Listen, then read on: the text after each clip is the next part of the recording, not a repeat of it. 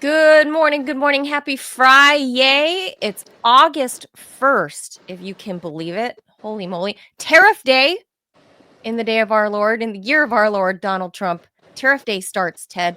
But again, nothing more boring than talking about tariffs, but, I guess the trade war with the whole world starts today. I am Manila Chan. That over there is Ted Rall. You're tuned into the Ted Manila Information Show, TMI Show for short, because obviously we bring you way too much information. We're live Monday through Friday at 10 a.m. Eastern Time, so please be sure to hit the like and the follow button, the subscribe button, wherever you're consuming this content. It goes a long way to help out our little show. So on today's show, we're going to have a generational discussion. I don't know so much about debate, except for maybe, when certain generations start, when they stop, when a new one begins, whatever. But the gist of the story is how people around my age and Ted's age, we're kind of screwed in the job market. And coincidentally, Ted and I are screwed in the job market. So this is applicable to us. Maybe it's applicable to you. It seems, Ted, I think from the audience, just kind of gauging the Rumble chat as well as the YouTube chat, I feel like most of the audience is kind of in our age demographic. So this probably hits close to home for a lot of people. So we'll talk about that, what this whole ageism in jobs, in the job market, despite supposedly a more improved job market in the U.S. We'll talk about that. Then we'll head over to El Salvador for just a moment, where I guess you can be presidente forever, Ted, if you can win. Maybe it's more democratic. Presidente. El Presidente. You can do that forever. I guess I don't know if it's more democratic or I don't know, or kind of leans towards dictatorship. I don't know. We'll tell you what that news is in El Salvador. Then we'll have this. I don't think it'll be much of a debate, more so a discussion, but we'll head over to Pennsylvania. I know we've got some listeners out in PA about this controversial gay couple, one of whom is a convicted pedophile, and they crowdfunded to become dads. They got a surrogate, biological kids, or kid at least. So there's a conversation to be had there. Like, should Are there non-biological kids? Yeah, of course. People have kids. Children? People that are, well, you can have children that are not your biological children. That's what adoption is. That's the whole point of. I thought all human beings were biological. No, not your own biological children, but I don't know which of the gay men fathered the child. Mm-hmm. But at any rate, this is a gay married couple. One of them is a convicted pedo. So to me, it becomes a question of natural rights versus American laws and loopholes. And people are getting really riled up about this, about whether or not, if you're a convicted pedo, a pedo, as it were, should you be allowed to have a child? I guess we'll discuss that. We'll touch on a crazy, wild Delta flight that sent dozens of people to the hospital because of turbulence. I don't have much to say about that other than it's newsworthy that it was apparently just. There's a lot to say about that, actually. I don't have much to say. It's apparently just a horrible incident. It's going to happen more and more. Yeah, it is. Well, the skies are getting less friendly. We're going to be severe turbulence that could be fatal and catastrophic is far more likely to occur now because of climate change. Well, there's that. I don't know. The turbulence happens though. For me, you can die. And then we'll cap off the week with, I guess it's kind of a feel good story about some gems, some precious gems that were returned to its native homeland of India by the UK, and some wealthy folks, some scions to wealth in the UK that were actually that inherited them after they were sacked from India. And then they were, I guess, handed down, and they were going to sell them, but the gems go home. We remember, Ted, there was a lot of discussion about, I forget the name of the crown jewel on the Queen Elizabeth's crown. That is the Kohinoor diamond, and it is a very famous gem that has been stolen repeatedly by the Persians, by the Afghans, by the Sikhs, and finally the Brits. And it's been a spoil of war.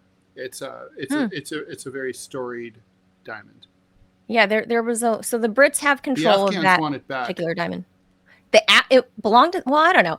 I know that it's Afghan. When it's an Afghan jewel. Mm-hmm. I remember during the death of Queen Elizabeth that a lot of people in Africa were saying it should be returned to Africa. Well, I don't know why, because I don't think it was. I don't think so. But all right, I don't know. I thought the Africans have a claim. Gem.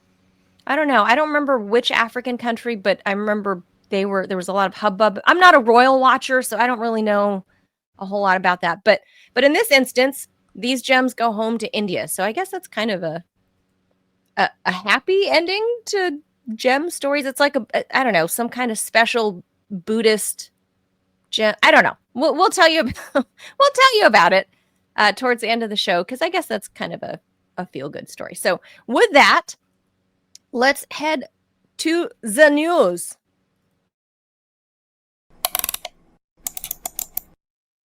So, Manila, I was very excited to talk about this story. Generational demographics, and specifically the plight of Generation X, is really where I kind of started my career back in the 90s. And my bestest-selling book of all time was Revenge of the Latchkey Kids. Came out in 1996, bounced all over the bestsellers list at the time, helped me buy my first apartment, ironically, because it was about how Generation X was screwed. And basically at the time, I came up with the concept of generational leapfrog. And that's a phenomenon where basically a rich generation doesn't pass the torch to the next generation.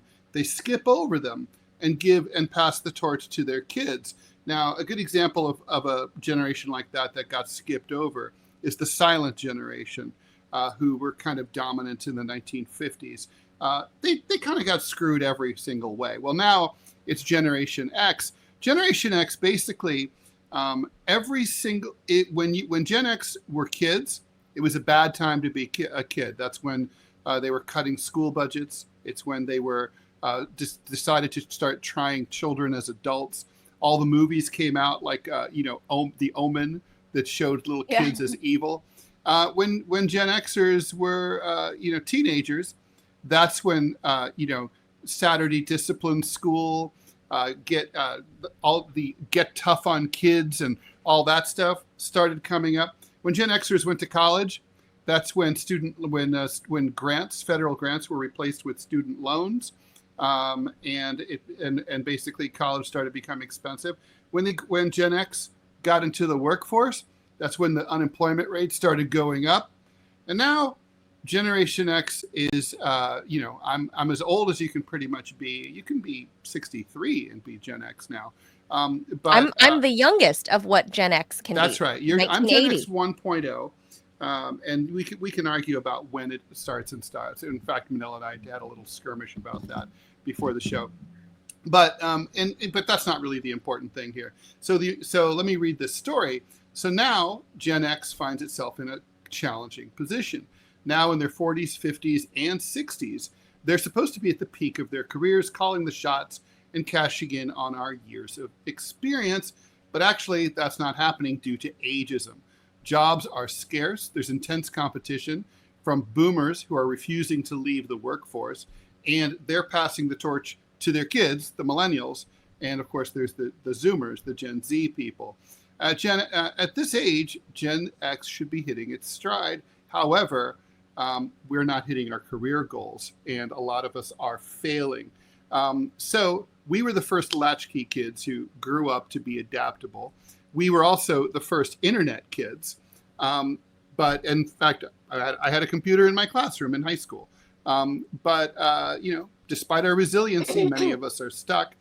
We're not slackers anymore, like in the 1990s. We never were slackers. That's why I titled my book Revenge of the Latchkey Kids, because I knew we weren't slackers. We were hard. We had to work hard because no one was giving us anything. No one helped us. That was the whole. We were the first downwardly mobile generation. But we're still getting, it's still crazy. You'll see charts on the internet about like this generation versus that generation, and literally they won't even mention us. They've unpersoned us. Gen X doesn't even exist in a lot of these articles. Anyway. But Ted, because we were feral children. We were literally like the feral generation. Well, that's not why. I mean, it's just that they didn't like Everyone us. forgot about us. It's like, well, exactly. So layoffs in tech, media, and other sectors have hit us hard. In the creative fields in particular, for example, a photographer or a journalist in their 50s might find their skills labeled obsolete due to TikTok. Even in corporate roles, the push for digital natives has left seasoned Gen Xers scrambling to prove that they aren't dinosaurs. And although there are many challenges, we are not going to retire because we can't afford to. Ageism is hitting us with a vengeance. Employers often assume that we're too stodgy, and they just don't want to pay us what we're worth either. Similar to how people view boomers, management thinks that we can't keep up with tech, although, hey, we're tech native, you assholes. Now with AI and automation exploding, hiring managers are leaning towards Gen Z or Millennials, viewing them as more adaptable and cheaper. For women, it's a double whammy.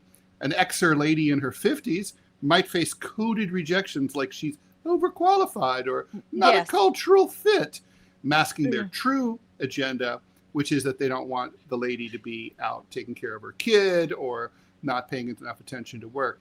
Xers talk about dyeing their hair or scrubbing their graduation dates from their LinkedIn profile. I've thought about doing that. I've done that already. I kind of have an advantage, Manila, because of my checkered educational history. I was supposed to graduate in 1985.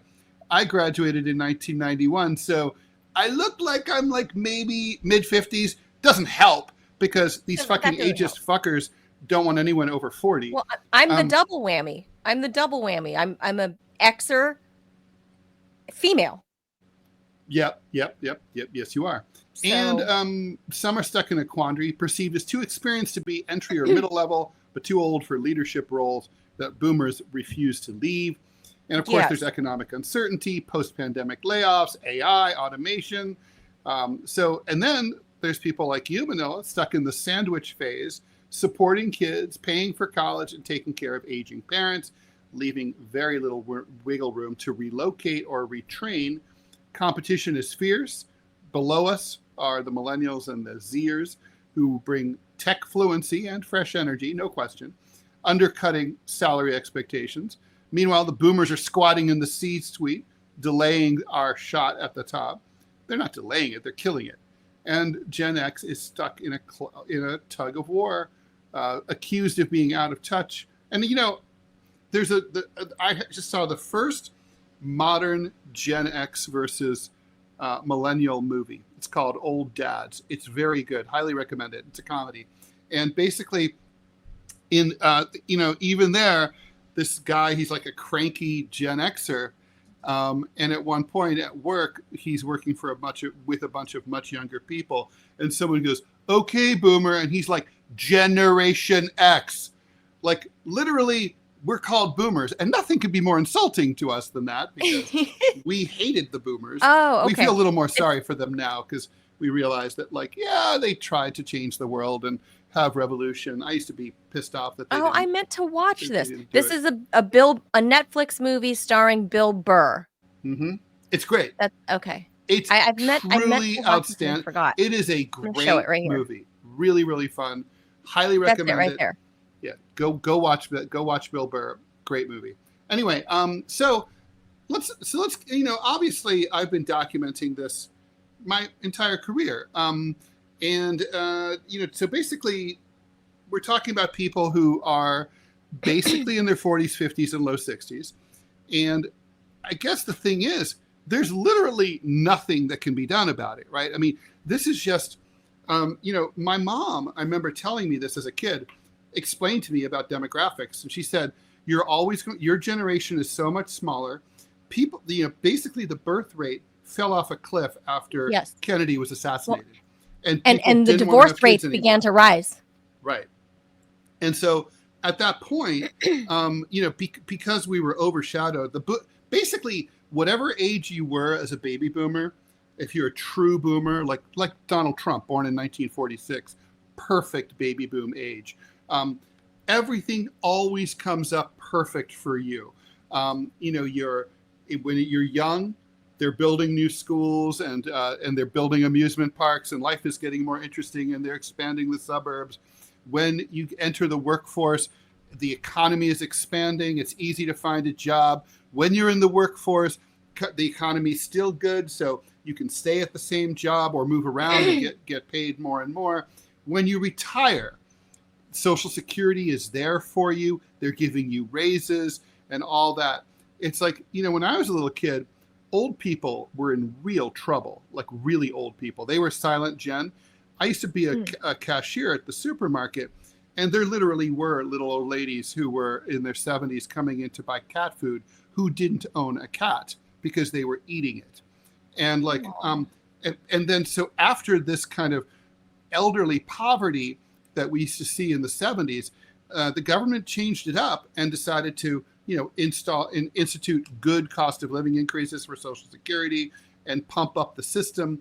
And that came to an end to the point that by the time I wrote Revenge of the Latchkey Kids, the over 65 segment had the highest incomes of any segment. Now, bear in mind, that included retirees. People were making more money not working than Gen Xers were making working. So but now you can see how, again, to be Gen X sucks. I'm 62 years old next month. Well, actually this month. And what's going to happen is already we're being told that the Social Security Trust Fund is going to be done 2033 insolvent in just 8 years, right? So when I turn 70, the very year that I'm meant to be fully vested in Social Security, because you're not fully vested until you're 70 now, they increased that for us. The boomers, they got the full thing earlier, right? But for us, they decided to fuck us, and so basically, whatever age it is to be us is gonna suck. And basically, for you, Ted, can you go to France? I mean, the yellow vests, yes. The yellow vests were fighting about this, right? About the retirement age. The yellow vests were, what was it? Were 63? Yeah. 62. 62. And the French, you can go to France. And of course, the healthcare system is so much better. So for example, if I were to move to France, I haven't paid into the French system. So I'd be starting from scratch. So because I'd be starting from scratch because I haven't been working in France and having anything withheld, I would, every time I went to see the doctor or had an operation or had an x-ray, I would, Manila, have to pay $8. I'm sorry, €8. €8. So even if I went that's a lot. That's steep. Even if I had to have even like if I had to have like brain surgery, that's €8. If you go to just see a doctor, you're whatever, and they have house calls too, €8. So I think it's unconscionable, and I will join the rioters in the streets to demand a reduction of those €8. Maybe 7. Yeah, 7 seems like take on them. I'm going to fight the man. So the French have no idea how good they got it. But here's the part too that this is all totally pointless because no one is going to change this because no one cares, and the people who are in a position to change it are lining their own pockets for the way things are now. These photos are totally my childhood. I remember all of this. All of this is this was my childhood too, because not much changed in the 80s, right? No, from really. The 70s to the 80s, not much has changed. The bunny ears and all of that, and everything was analog. Nothing. There was no social media. There was. I don't mean for this to be reminiscing. Thank God there I was no know. social media. I don't mean for this conversation to become this wistful, reminiscing of the 80s, the 70s, 80s, 90s. But I would take 1995 over 2025 any day. In a second. Any day. People, the society, not only was society completely different. I mean, you can't, it's unrecognizable. The society we have today, if you got on a time machine, pick somebody up from 1985. Let's talk about it, right? I mean, so and bring them here you get to 2025. So for example, what the fuck? In New York City, right? We used to have track fires on the subway all the time. Why? Because of newspapers. Because people had so many newspapers blowing around. They'd blow off the platform and they'd end up on the tracks. They'd catch fire. Okay, well, no more, right? So if you think about like what New York looked like, or any city, right? Now everybody's walking around. Everyone's on their phone, right? On their phone, yeah, of course. Right? Not true back then. If you got onto a subway or a bus anywhere in the country now, it's like people are on their phone, or hell, when they're driving, they're on their phone. Yes. Back then, everyone was reading a newspaper, okay, sure. or two. Everybody, there were special ways to fold them. And I remember that even in the early 2000s in New York City. So that might not sound like a big deal, but we had a communal experience. In New York City, there were only 4 or 5 papers, right? Including like the Spanish language ones. So you were reading one of those, or probably 2 of those if you were a reasonably educated person. Now, that's a communal experience. Every New Yorker is reading one of these 5 publications. Now, I guarantee you that no 2 people are doing the same thing on their phones, right? They're all completely, so we're all atomized. We're all in our little world. So that's part of it, right? People used to go to bars. You didn't get, sex occurred from bars. It didn't occur from a dating app, right? It's like, and so it allowed for circumstance, like weird shit. Like you'd meet people, like now you're like, I don't know. That woman, she's a leftist libertarian. I didn't like his resume. I'm looking for a Marxist socialist with a tinge of Democrat. And like, I can get that. Right. But, I might end up with a Republican back then because she's cute. And so like, you have more cross-pollination culturally, politically, and so on.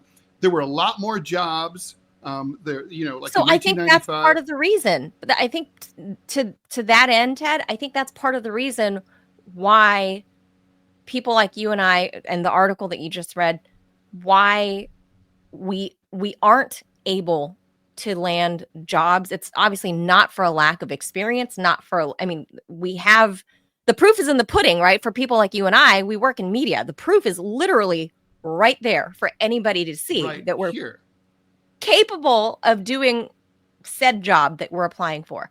Mm-hmm. But the atomization, everybody lives in their own little silos. They have other media to reinforce whatever it is whatever their opinion is, right or wrong, to reinforce that thought, because you can just go to the social media apps and go read the things that reinforce whatever it is you think is correct. And so when you go to look at resumes, or when you just go look at other people out in public, you have these biased opinions, right? If you're an HR person, if you're a young millennial HR person, or even now, like the eldest of the Zoomers. Here's the thing, Manila, they're biased. Not only are they biased, they're baselessly biased.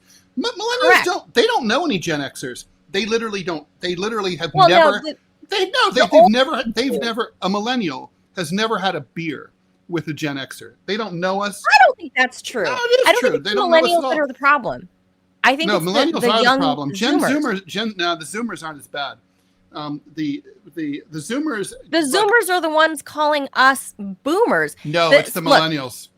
Look, I'm at the very cutoff. The last, based on census data, born in 1980. I'm at the cutoff, right? I'm at last of the Jimmy Carter babies. That's supposedly census data cutoff. I'm exactly that bridge generation, or that bridge group of babies. Just that group, that like those born from, let's say, 78 to 80. I get it.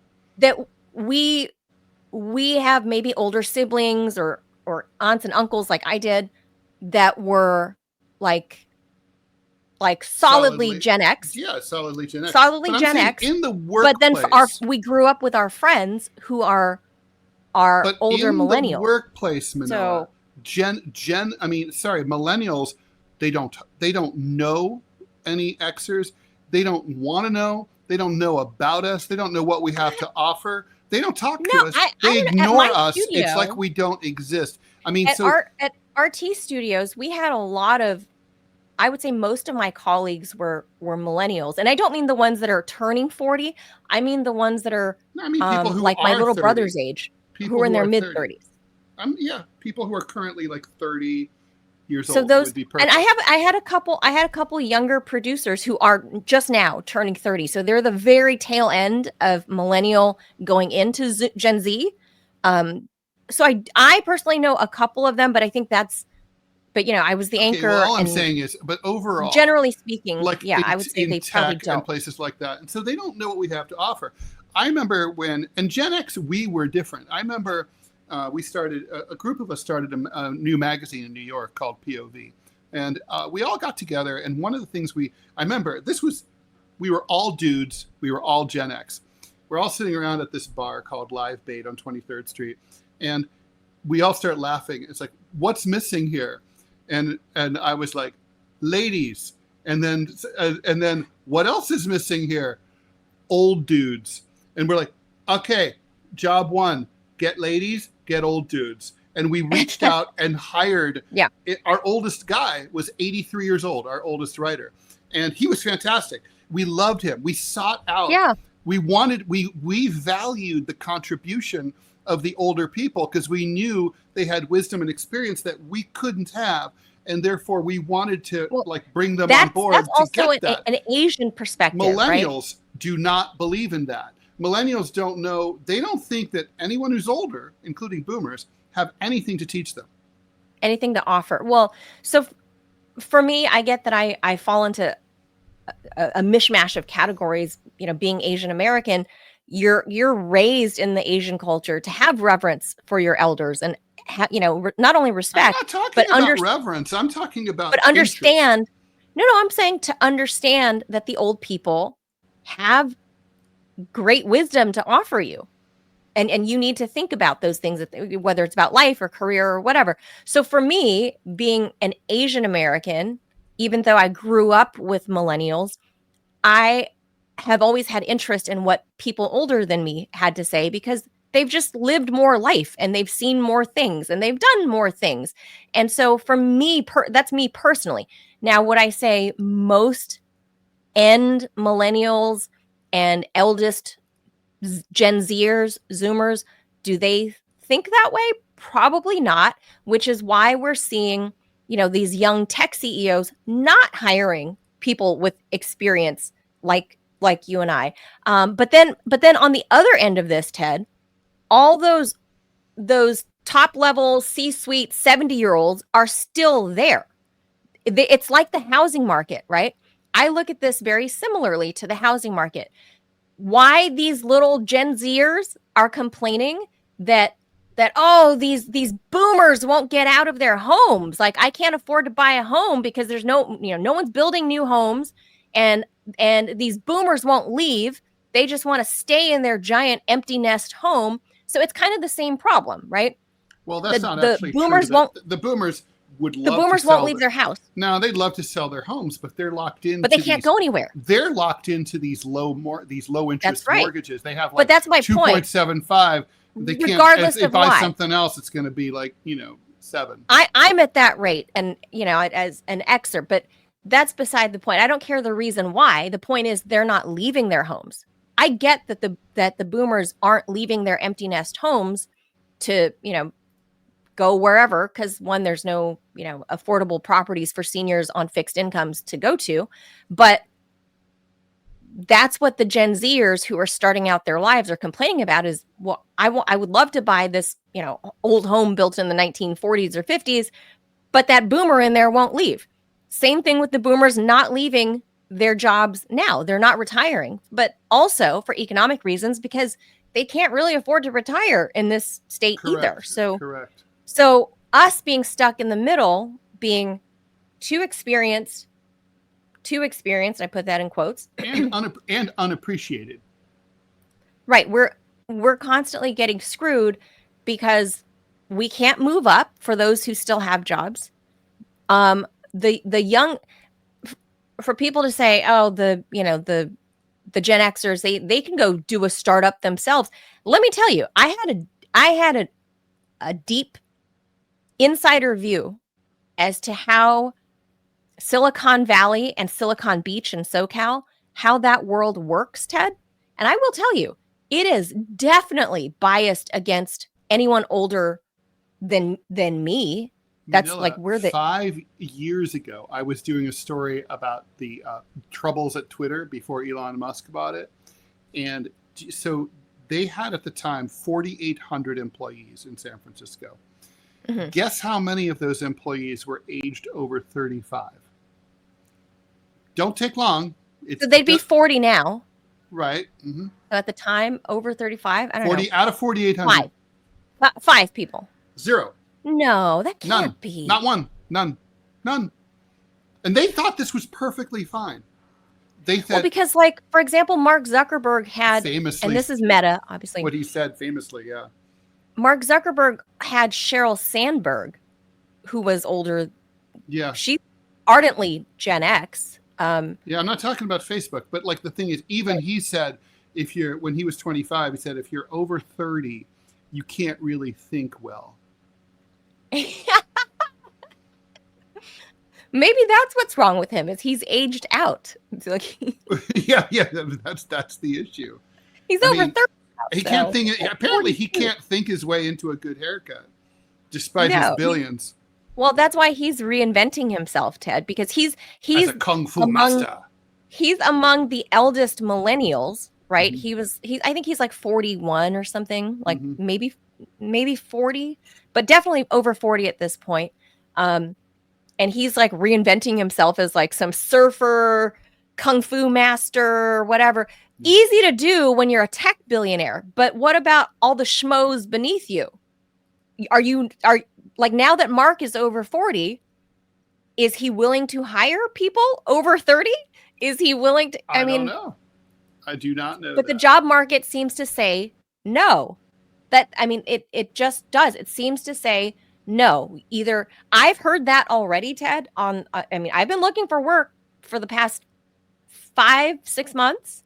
Oh, it's right? maddening. I applied for a job here at the local NPR station. Good job. And it's maddening when they turn you down and you see that the job is still listed. And it's a job that it's like they didn't even give it to someone else, right?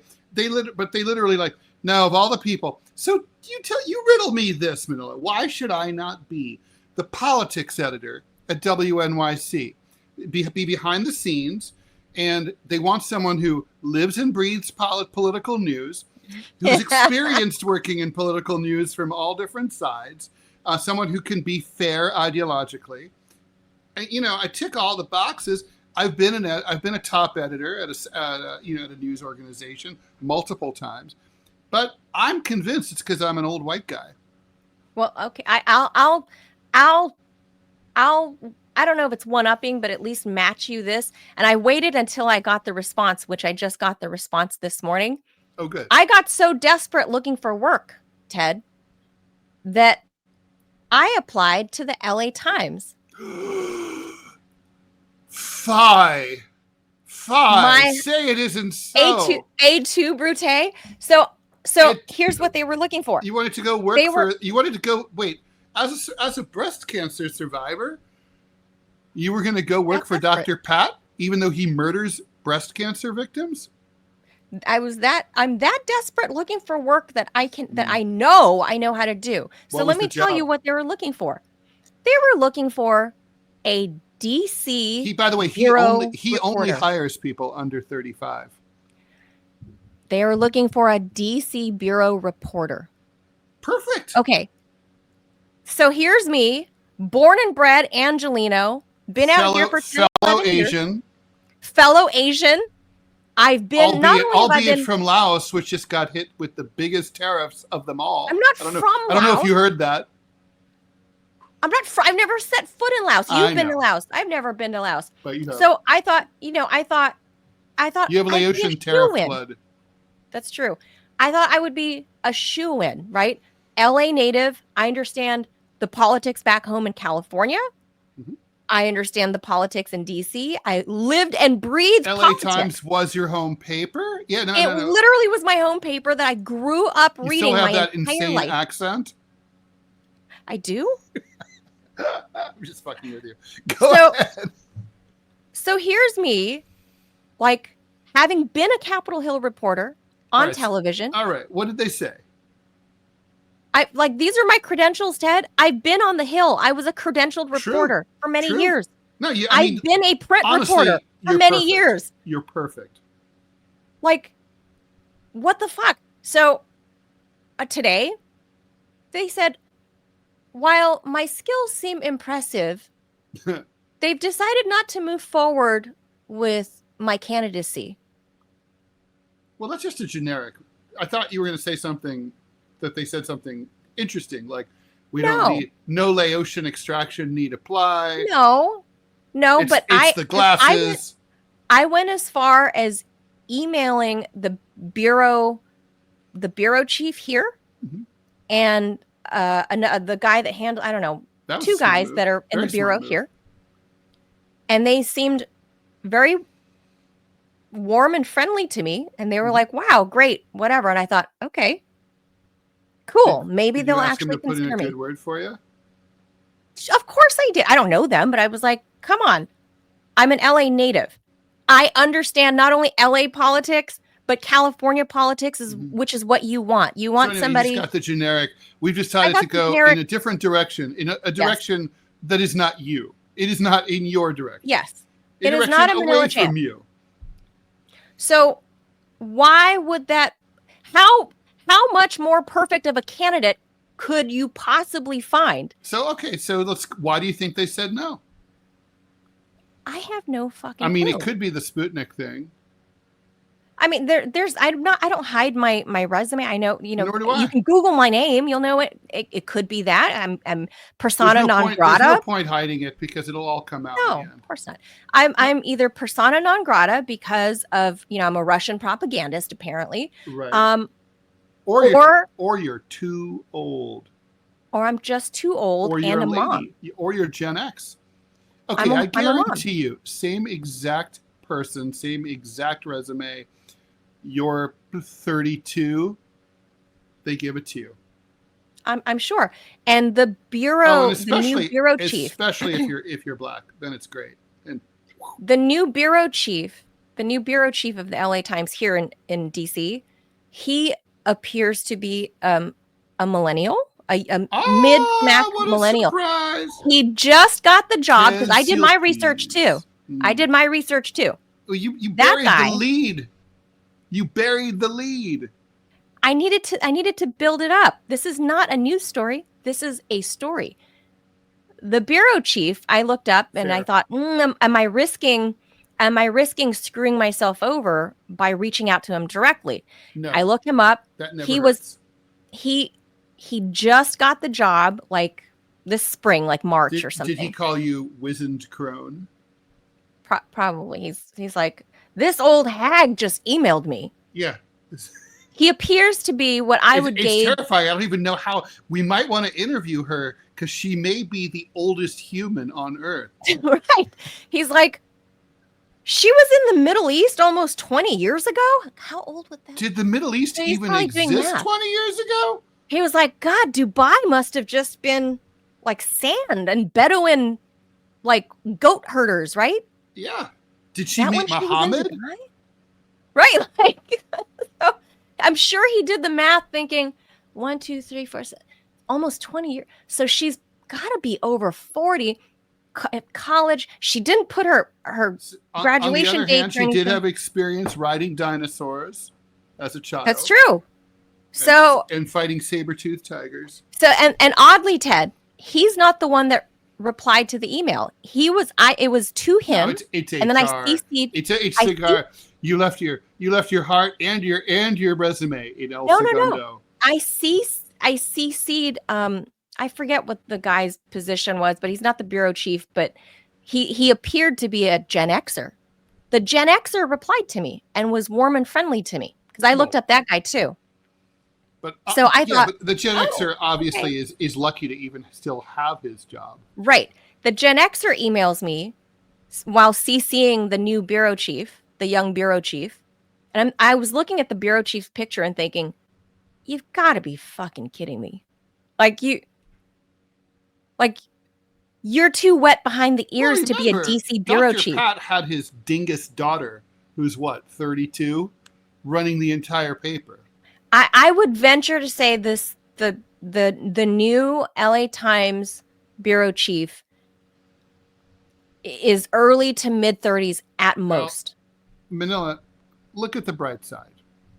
LA Times is going to be bankrupt by the end of next year. I know. So when we did the news, I was in my heart. I was going. They haven't replied. They haven't told me yes or no. So part of me is like, well, Dr. Pat's leaving. He's. I think Clovis is probably going to buy it and keep it in his portfolio. So we should move on. We've been it's 10:44 Eastern time here. But this is just some bullshit and Ted, we're supposed to be having a great economy.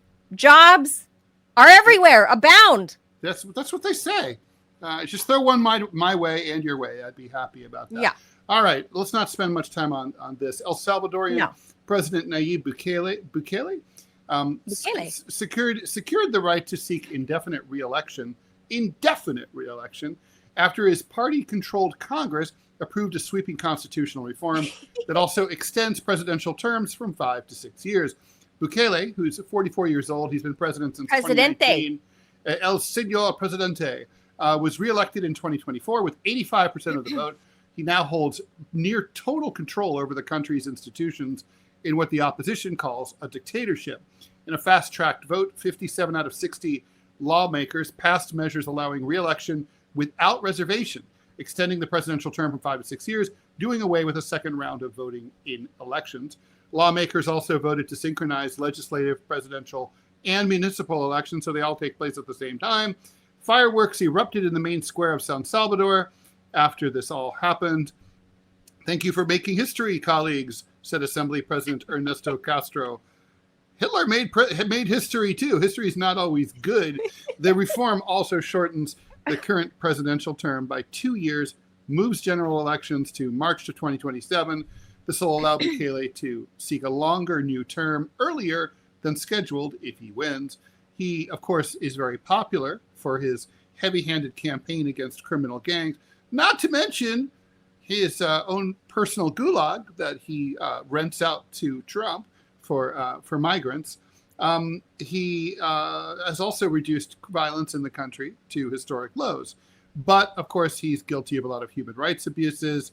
And there was a wave of arrests recently targeting human rights defenders because fuck those human rights defenders. What are they doing? Who do they think they are defending human rights? And government critics. Dozens of journalists and humanitarian workers have fled the country. So, yeah. I mean, it's a classic devil's bargain. So your country's dangerous. You're scared to walk around in the streets at night. So we can clean all that up, but you also are going to have total dictatorship. You will not be able to speak freely, and you will, you could possibly be kidnapped and thrown into a gulag. That's the trade-off. So, well, is it more democratic, Ted? Could it be? Is it arguable that it's more democratic? That there are no term limits? Right. Well, no, I mean, yeah, there are a lot of people who oppose term limits as anti-democratic because they, if the will of the people is to elect. Right. But I mean, look, a lot of laws like that we don't think about. Like, for example, you can't be president if you're under 35 years of age. Well, what if we wanted to elect, some Gen Z person? We can't. That's not that's a good point. Here's the but, though. But while the U.S. has term limits for POTUS, which some argue that Trump is trying to overturn, whatever. I don't buy that. But no, the ramifications with that to make him. It's not the reason he's flirting with that is so that people think that they don't consider him a lame duck. Right. That's why. It's not. Yeah, it's the ramifications of no term limits, though, look no further than Capitol Hill, when Dianne Feinstein was like dead in her wheelchair in her seat, like in the House, like Right. like in the Senate, like she's just there, right? Like when you have that's the flip side to no term limits, right? And the flip side to the flip side would be someone like Putin, right, who's been in for a long time. Right. So it's like, but he's popular. Russians are happy with him. Right. But of course, the flip side to the flip side to the flip side is Putin's going to die or get old, and there's no clear successor, right? So, and the same thing with Xi Jinping, right? There's no real clear successor. So even though you might want to retire, you don't have any protege, right? Yeah. So there's a problem to that. Nayib Bukele is only 44. He's a millennial. He's the eldest of the millennials. He's only 44. Well, I don't know. He could be Gen X. He could be Gen Xer. But anyway, I think frankly he's got too much game and too much swagger to be millennial. Millennials are drips. That guy's got to be one of ours. He's yeah, I could see that. Yeah, you know what? You're probably right. Millennials are dead inside. He's probably end Gen Xer. So okay. Point is, he's very young. Without term limits, is it more democratic that he theoretically can be elected 10 more times? Maybe. I mean, the argument could be made. It's probably more democratic, small d democratic. What's making him an authoritarian is the methodology of his rule, not the methodology of his election. He certainly enjoys democratic legitimacy. It's just that the stuff that he's doing with his power is kind of terrifying. But it's a devil's bargain. We should keep going. Yeah. Let's get into the pedophile thing. Pennsylvania story. The pen pedos. The pen pedo. No, just one of them is a pedo. Pendos. One is a pedo. Two gay guys who crowdfunded their surrogacy journey, as they called it, are now raising a baby boy, despite the fact that one of the two dads, Brandon Riley Mitchell, that one with the arrow pointed sex offender.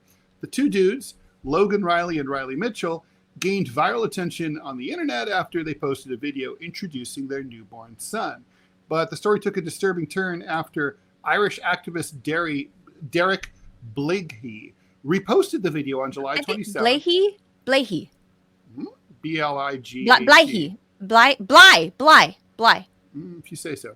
Prompting questions about one of the man's identity and background. According to the cops and the court records, the dude was convicted of felony child porn possession and one count of corruption of minors for exchanging 12,000 plus messages with a teenage male student while he was a teacher at Downingtown West High School in Pennsylvania.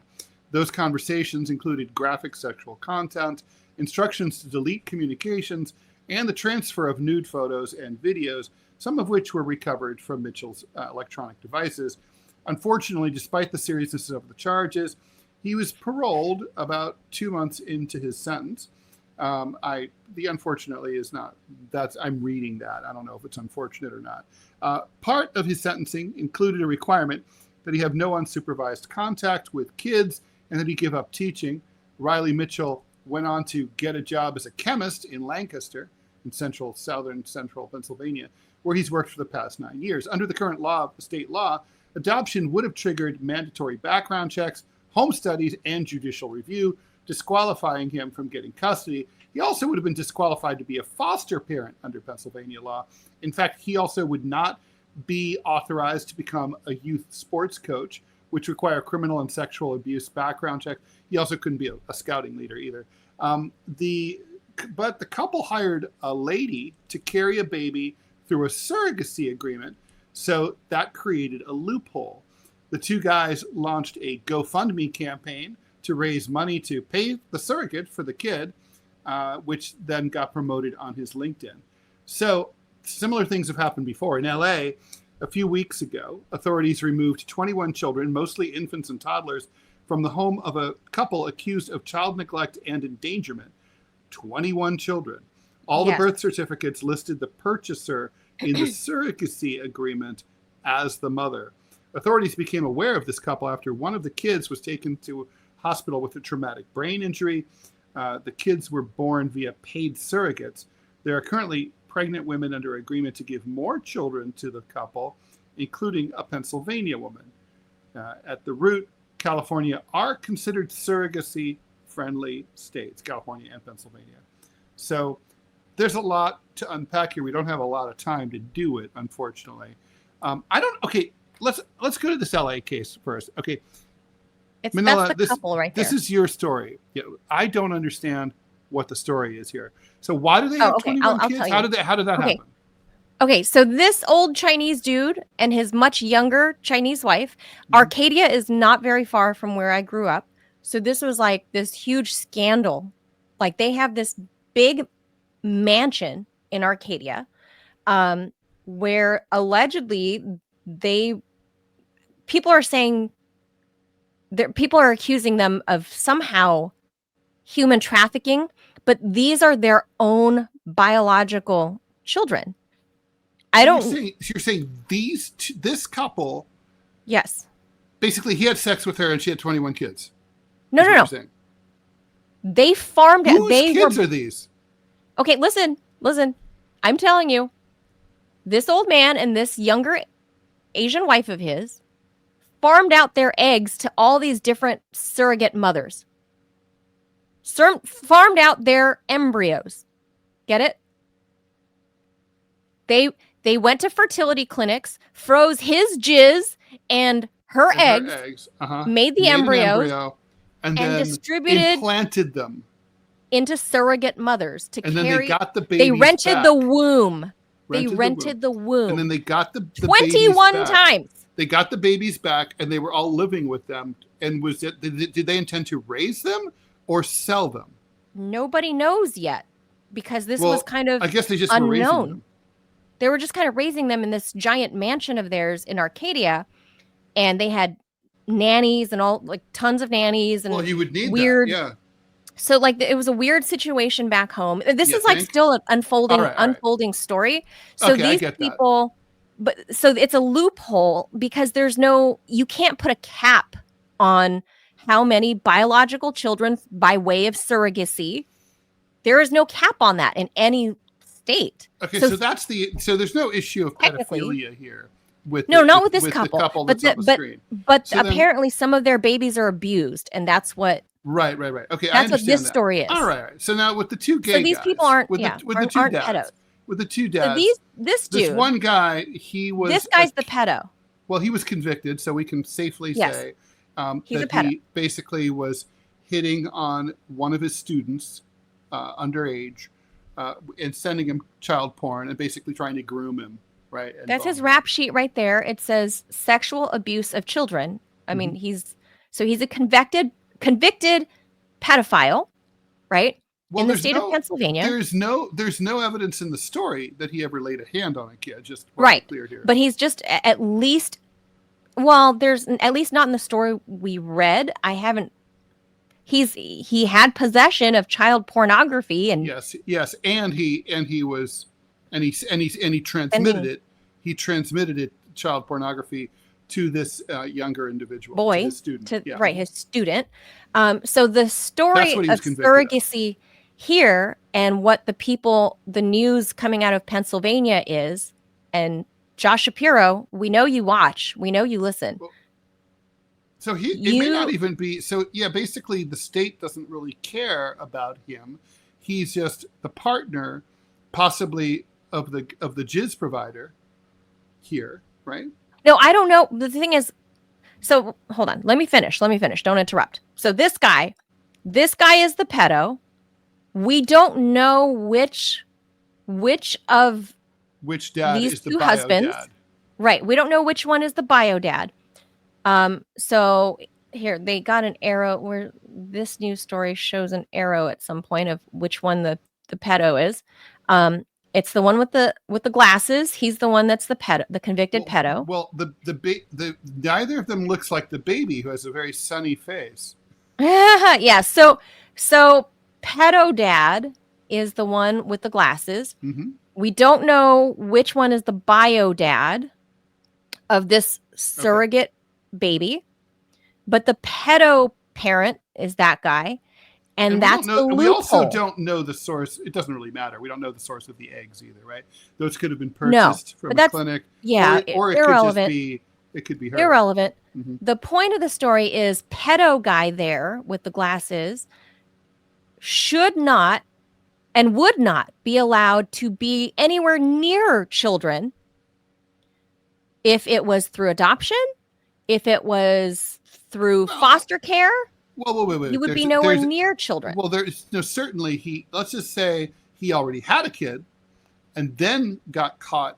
And then became, then got convicted. Pedo. He could still keep his kid. They don't take your kid out. Right. So so the question here is, like I said at the top of the show, is I think the question is natural rights versus federal and local municipal laws. Like in Pennsylvania, there is a gap in the law that doesn't prevent guys like him from becoming I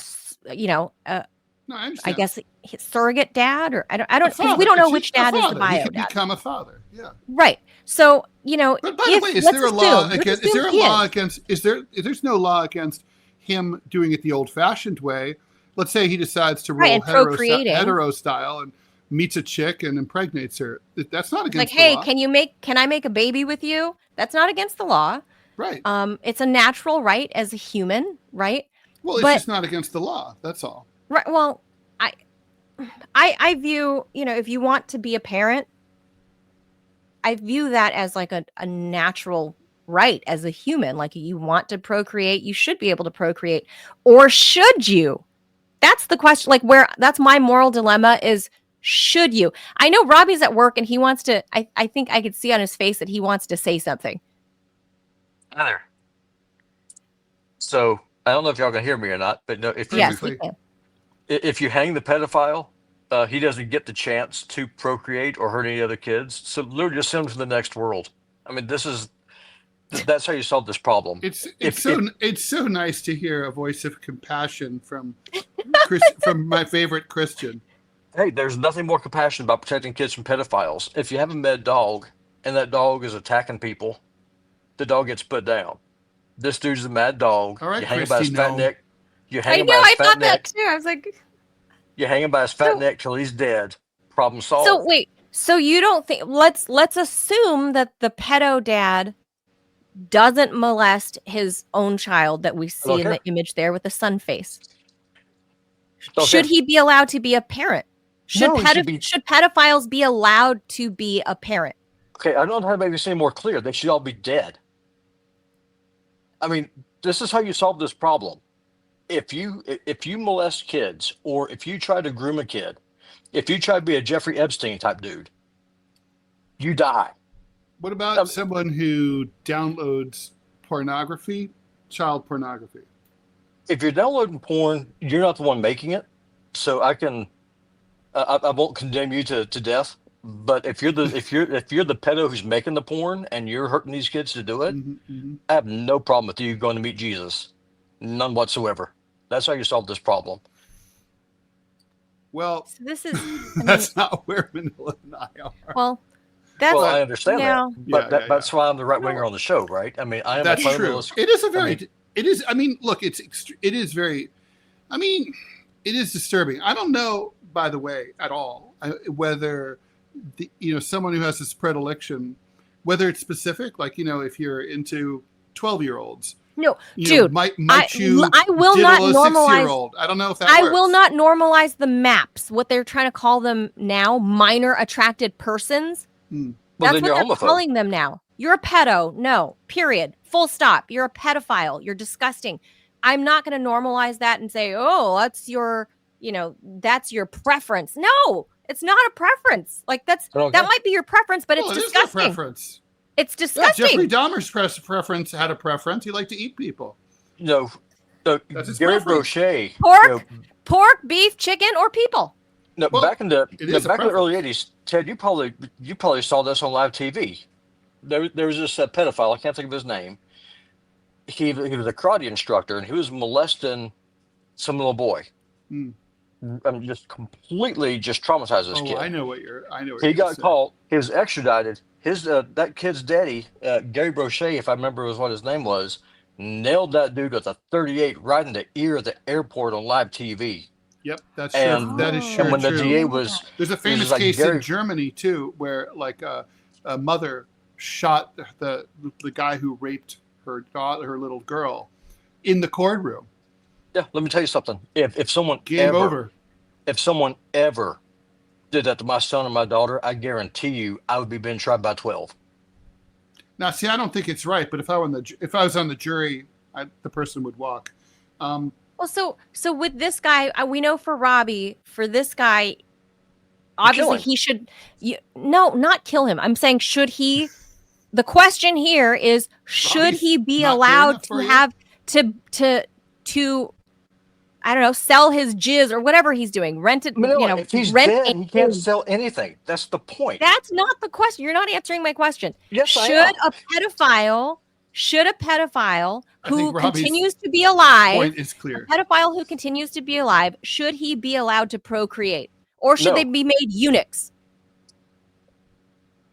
Listen, if you want to keep this dude alive, you send him to some gated community over in Guam or someplace, that little island off of India with all the cannibal It might Indians. tip over though. He looks kind of tubby. It's just- Whatever, it doesn't matter. I mean, perfect. My solution, I think, is more ecologically sound. You use rope; it's biodegradable. There's no Look, problem with lead poisoning. didn't back in the day in the UK that if you were like convicted of pedophilia or something like that, that they Lorena Bobbited you or something? I don't know. Never heard that. Maybe, but I mean, They were made eunuchs. but what's I the think. point? What's the point? Seriously, So what's that the they point? don't use their. The dude is a predator. The snake doesn't have You to ever end get him. out of the cage because the snake is gone. Well, so I'm against the death Hey. penalty primarily because what if you find out later the dude's innocent? And, that's primarily the main reason not to have the death penalty. The system makes too many mistakes. Ask Ethel Rosenberg.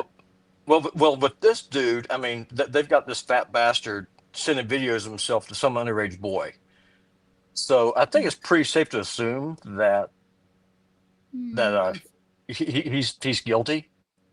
And in my book, even so. I mean, they got him dead to rights on that. That's Well, for sure. Look, he did a relatively it's a real problematic thing because it's like the rate of recidivism for sex offenders like of this kind is really high. And, Yes. And not if they're dead. And they re-released him after just 2 months. So obviously That's he could run that's around, crazy. he can run around in the community. On the other hand, it's like basically what you really want is for the community to be safe from a dude like this. And I don't know how you achieve that shy of just keeping them in prison forever. But we couldn't afford to put all of these people in prison for the rest of their lives because there's so many of them. I mean, I never would have the most believed this if I prolific hadn't, child looked into abuser, it. Jeffrey Epstein, was in and out of prison. But I mean, obviously, he got a sweetheart Once. deal, right? Once, yeah. Okay, so from a cost It's still in analysis, and Ted, which plan is more fiscally sound? Mine or yours? No, clearly your plan is more fiscally conservative. No question about that. No, what's the problem? No, it's extremely vexing. So the part that I have compassion for, and Manila, you said like it's not normal. I'm going to take issue with you on that. So until Wait, what did I say is not normal? like having sexual attraction to people under the age of 18, I don't. Okay, be very clear here. In fact, I'm quite the opposite. I've always been He was trying to attracted groom a older teenage ladies. boy. But the point is that like in Western society, it's only for the last 200 years at most in Western Europe that the idea that kids should be protected in any way, shape, or form ever popped up. It was totally like common, 200-300 years ago, and before that, I get that. For adults to have sex with 12-year-old, 13-year-old. But it was also normal. And in to most have of the slaves. world today, that's still normal. I mean, It was also normal to have slaves, and I'm not going to normalize that That's either. correct. So, And so I'm glad you brought up that analogy. I find it unacceptable. Period. Well, okay, but capitalists still want slavery. They're working hard to get us to zero income. They're working hard. That's slavery, is what zero income is. So why? Because they're still, rolling old style, and that's what these pedophiles are like. They're basically, they didn't get the memo. Like you're not allowed to fuck anyone under the age of 18, and so they're attracted. It's the issue here is, I think, look, society changed. I think it was a great change, a positive change. I'm glad we made this change, and I think it should be enforced. The question is, but do you just sort of say millions of dudes, they're just gross and like Robbie, hang them? Or I don't know, Manila, what your solution is, tracking bracelet, prison, guarded apartment. I don't know, like, whatever, geld them. Or do we, what do we do about this? There has to be some sort of chemical. I don't think you could just sort of say, you have to acknowledge that it's not like they can't help it, right? Like probably nobody wants to be born attracted to children, right? So it's not good for you. It's illegal. And of course, obviously, it harms the children. I don't know the psyche. I don't know the psyche behind that. If some, I'm not going to say all, obviously, maybe some might understand that this is an unacceptable predilection. Oh, I think but there's a lot of people who are attracted to children and choose not to act on it. They control themselves, right? But here's the thing, Ted. And those people, frankly, have my admiration. It's more normal for a guy to be attracted to a girl, because biology, that's the thing, than a dude who's attracted to a little boy. Although we know we're not saying that's not historically. We're not saying that's not historically like in Afghanistan, uncommon. Persia, we know that. those cultures, it's so.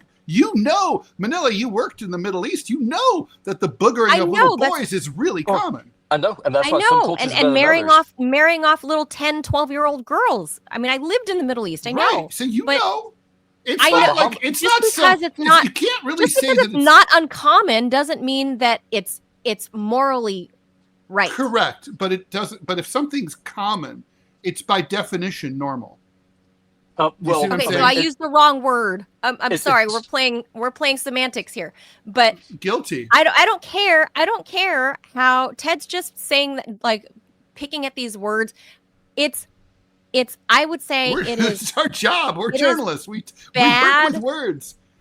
It is bad morals. I personally, of course, it's immoral because children are helpless and they can't, by definition, can't provide consent. So of course, for the same reason that you shouldn't go. If you're a male nurse and there's a woman that's unconscious in a coma and you are banging her, immoral. That's unconscionable. Or that's immoral. Or if you're a frat bro and you meet a girl at a party and she's had 16 drinks and she's unconscious, that's immoral too, right? That's immoral and unconscionable. No question, right? So the question, though, is like, okay, Robbie, I got a question for you. A dude who has the predilection but never acts on it ever. You have a problem with him? There's no crime. Do you have but it's about what's in his heart. Well, every time he sees your little boy at the pool, he's like, I'd eat that. But the thing is, if it's in his heart, every action on it, Ted, how would I know? I'm not God. I'm not a psychic. I can't read this dude's mind. I mean, theoretically, how do you feel about it? I couldn't answer that question because, again, I wouldn't know. But now I'll tell you what: if you ever touched my son, I'd kill him. Well, we're talking about a different person because in my example, I mean that. But yeah, that's how could you ever know what's in someone's heart? I cannot know what's in your heart unless you act on it. Just like, for example, y'all know. Hey, I want to murder people all the time. I just don't act on it. Yeah, y'all know a public persona on me. I've never met neither one of y'all in person. The same thing with the people who are watching the show. Y'all know what y'all see on the screen, but y'all don't know anything about me. If I'm just talking to some dude, I don't know who you are until you show me. And you don't know what's in someone's heart. Like it's like my colleague, the first black editorial cartoonist to ever win the Pulitzer, who's currently awaiting trial in Sacramento for child porn distribution and downloading. I had no idea. I've known him, seen him off and on for years. He's just like a big, heavy-set, bearded fellow, and that's and it's hard to believe that he was into this shit. He's married with kids. Had no idea. Yeah, well, that's just the thing, right? I mean, it's just like I had a former family friend. I thought the dude was perfectly normal. He and his wife were starting to have a nasty divorce. I let him come and crash at my old house, and it turns out the guy was a complete total creep. I had no idea, because his public face is completely different to what his private face was. Sure. And so that's the thing, right? I mean, we're all flawed people. We're all sinners. That's why Jesus went to the cross for us, because we all have we all have that problem. We all have So what about forgiving the pederasts then? That's God's job, not mine. Well, I don't think it's our job to kill anyone. But anyway. Yeah, this is a Pennsylvania and California issue. I think. Y'all asked me my opinion. I'm giving it to you. We know that's your opinion. All right, we'll leave that there because we're out of time. Thank you, Robbie. So Ted, again, I'm going to say I'm conflicted because there's an issue of natural rights. No, I understand. We heard all that. We got to keep going because it's already 11:14. We got 2 more stories to go through, and they're both important. There's still 2 more? Yeah. We got to pick up the pace here. All right. Some passengers were terrified, convinced the plane was going down. One traveler said it was the roughest flight he'd ever taken. A woman on board said she thought she was experiencing an earthquake. Severe turbulence struck a Delta in the flight. Air? Yeah. Who is this woman? A severe turbulence struck a Delta flight going from Salt Lake to Amsterdam on Wednesday, sending service carts and unbelted passengers into the air and forcing an emergency landing in Minnesota, where 25 people on board were taken to hospital. Delta Flight 56 landed safely at Minneapolis-St. Paul, was met by medical teams upon arrival. The video shows fire rescue vehicles waiting on the tarmac as the plane landed. When the turbulence hit, Joseph Carbone grabbed his wife's hand and braced for the worst. I truly thought the plane was going to go down, he told CNN. As items flew into the air and passengers around him screamed, Carbone watched as a flight attendant just about crashed into the ceiling. The flight likely hit severe turbulence over southwestern Wyoming, in a place that had previously been identified as a potential trouble spot by federal aviation forecasters earlier in the day. 25 people on board were taken to area hospitals for evaluation and care. Turbulence is one of the most unpredictable of all weather phenomena, and researchers show that severe turbulence is becoming more likely as the planet warms. If an aircraft strikes turbulence, the most turbulent air can cause injuries or even death, as well as structural damage to the plane. Singapore Airlines flight from London encountered severe turbulence in 2014. 31 people were in 2024. 31 people were injured and 1 died. Passengers aboard the Boeing 777-300ER told the BBC the plane began to tilt and shake before dropping suddenly, and people and objects were thrown around the cabin. According to a 2024 study, aircrafts encounter moderate to severe or greater turbulence 68,000 times a year. Turbulence is defined as an irregular motion of air caused by eddies and vertical currents, and is associated with weather events like fronts with wind shear and thunderstorms. It can cause a few uncomfortable bumps or throw an aircraft completely out of control and even cause it to crash, inducing chaotic rolls, pitches, and yaws. So, look, this is a big deal. Look, this is the news you can use segment. Next time you're on the plane, don't be like Ted Rall. Always keep your seatbelt on whenever you're in your seat. When you're seated. And even if you just have it on, a little loose, just have it on so that if something like that happens, your head's not smashing into the roof. I do that. Having, had many passports filled, I had to get extra pages. So I've flown a bazillion times. Just as a general rule of thumb, I thought ahead of time. I think, well, you never know when you might hit a pocket of turbulence. So I always And buckled. they do tell you that. They do say, like, Yeah, when you're seated, please keep your Just safety be- belt shafted, on. Although we are turning off the fasten seatbelt light, blah blah blah. But still, Yeah. I mean, But I still, have as to admit, a I'm one of good those rule of people. I thumb- just don't like. I'm like, I don't like to follow rules. I don't like seatbelts. I didn't want masks during COVID. So, like, I get it. It's kind of like a constraining feeling. It's nice to be able to just breathe, but just keep it on. It doesn't have to be tight, but keep it on. Like, Yeah, it's keep it on. This is probably the worst. Obviously, flight. it can happen when you're walking to the bathroom. Can you imagine, like, if you're in the toilet and that happens? Everything comes Oh my! flying out. I always think that. I'm like, what if we hit a pocket of turbulence and I'm right now on the can? That could be you. Like, you'd be like in one of those episodes of Jackass where they pick up the Oh God, it'd be awful. sanitary- Everything's shaking around me, flying around me Yeah. that'd be really bad. But yeah, this is. But your this is probably odds the are worst that's not when it's going story. to happen, right? No. But this is still the worst story. And then I'm surprised that nobody died because people were like flung to the ceiling. Yeah. Like, I mean, that's. Well, people have died amazing. from this sort of event. There was a flight from LAX to Honolulu a few years back where the plane lost thousands of feet of altitude within a second. And well, look, I've been on a plane where it wasn't turbulence, but there was a mini disaster. There was a crisis, and the plane lost thousands of feet within a second or two. And all the luggage came out of the overheads, jumped, falling on top of everybody. There were injuries. People bashed their head into the roof. I mean, you can break your neck. I saw a flight attendant go easily. all the way up to the ceiling. So oh my God. I was 16. Yeah. Yeah. Icelandic Air. Oh. Mm-hmm. I flew them. It was supposed to be New York to Brussels, but instead it became New York to Reykjavik. Oh, I was on Icelandic Air earlier this year. Well, it's back when I took it, it was a discount carrier. So it's still like low price fare. Oh, is it? Like sort of like Aer Lingus, the most obscenely named national carrier. They are like a low cost carrier, even though it's a flag carrier. Right. All right. I would never fly story. Aer Lingus again. By the way, that's another news. Because of the name. No, because Aer Lingus sucks. They'll cancel your reservation and make you buy a new ticket at like 3 times the price. Yeah. Mm-hmm.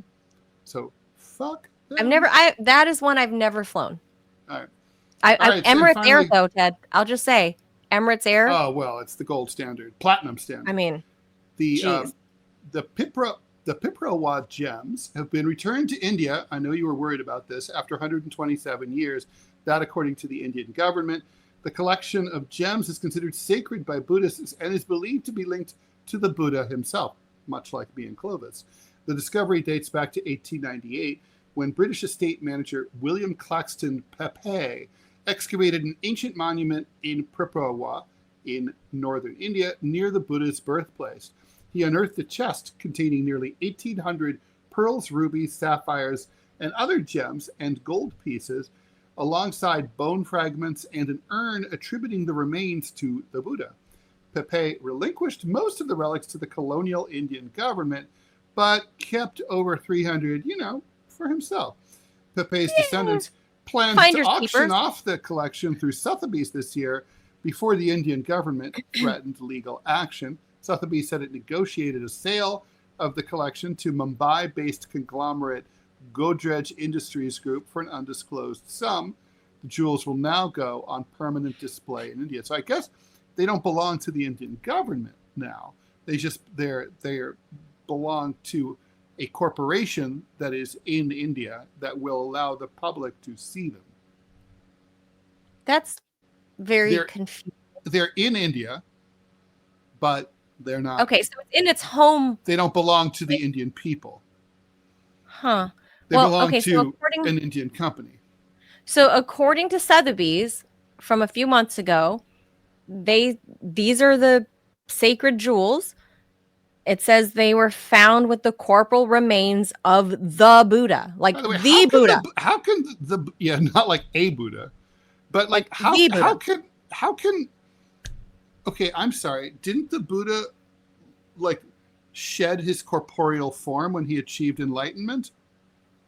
So therefore there should be no remains?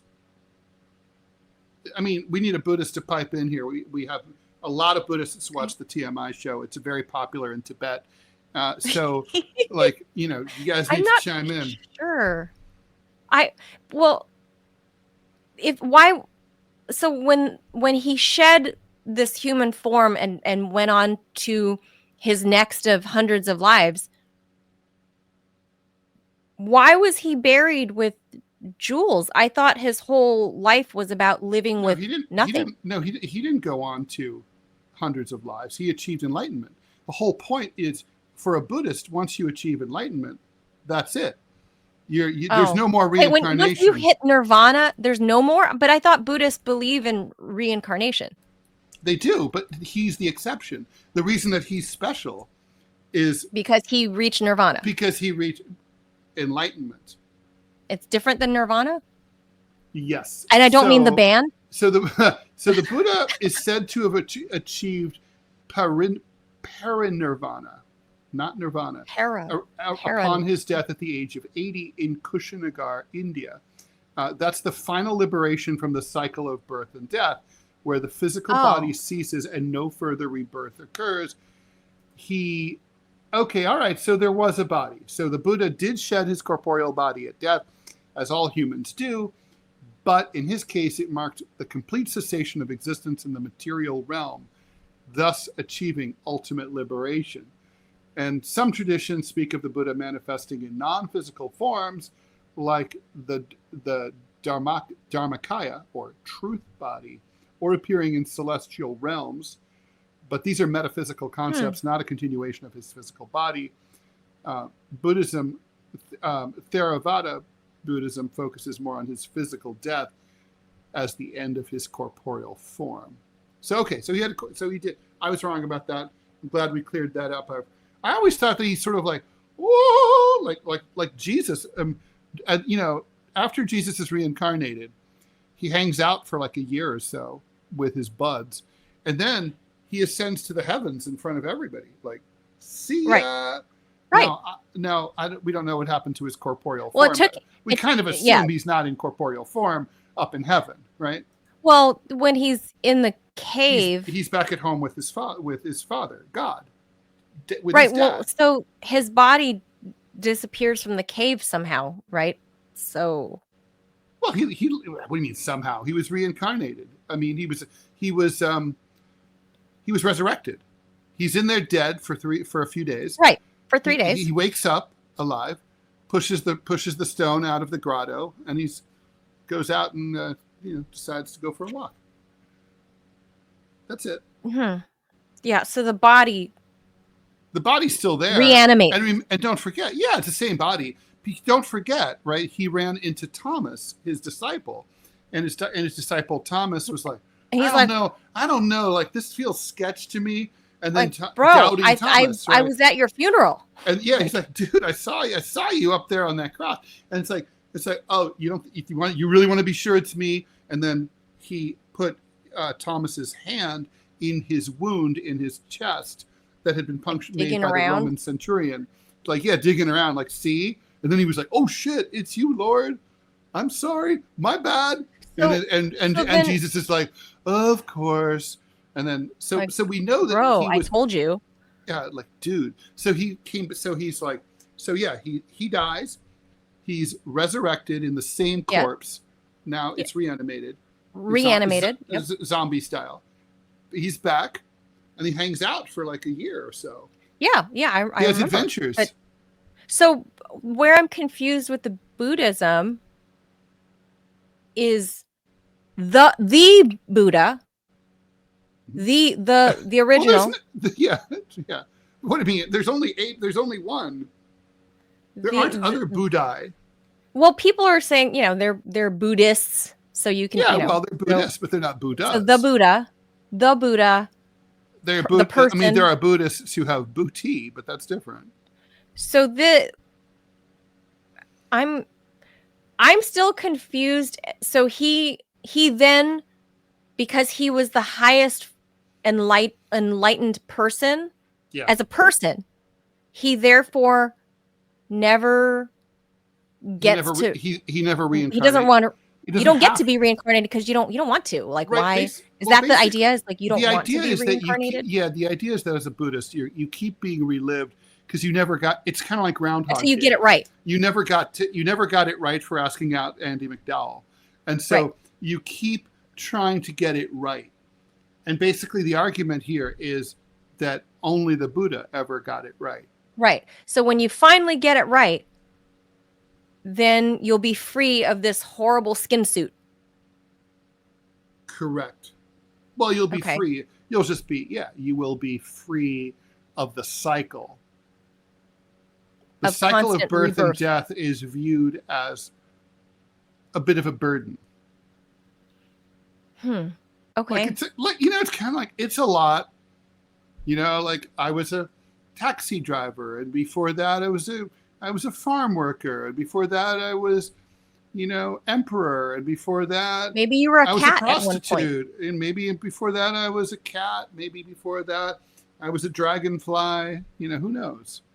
Yeah. Well, yeah. It's before very that, confusing. maybe I was like a toad.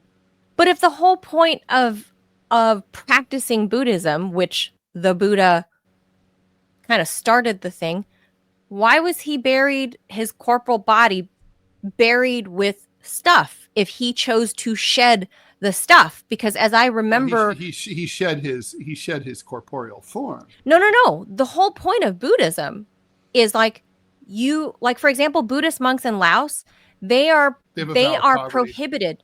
They are prohibited from owning stuff. Correct. So that's why you go give them alms when you walk down the streets. Every morning they sit outside and do chants and prayers, and they have their alms buckets out there, and the neighborhood people come feed them and give them meals and stuff, because they're not even allowed to own food, right? Like this is being given to them. So why then did the Buddha, in his death, why was he buried with jewels? That's the part that confuses me. I think that's a really excellent question, Manila. And obviously, we weren't here, back in 483. Or maybe BC. we were.